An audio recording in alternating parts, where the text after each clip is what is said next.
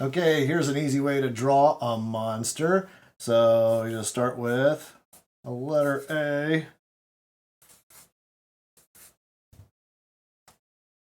Draw the monster's mouth here with some teeth. This will become the monster's nose. We can draw a line there and we can just kind of shade that in. Some little worry lines under the monster, like where they don't sleep. I guess it's bags from not sleeping very much. And then we'll just draw the monster's face here all the way around like so.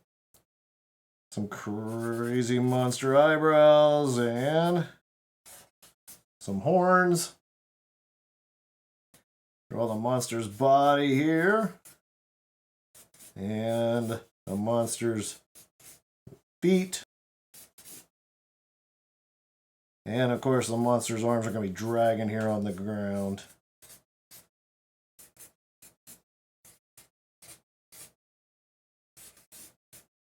Maybe just a little bit of fur. Some stripes on those horns for fun. And there you go. Hey, you never know what a doodle's going to turn into. Did you know that every movie, cartoon, comic book, it all starts with a doodle? So go ahead, doodle a drawing today. See what you create. You never know what kind of great idea you might come up with. It all begins with a doodle.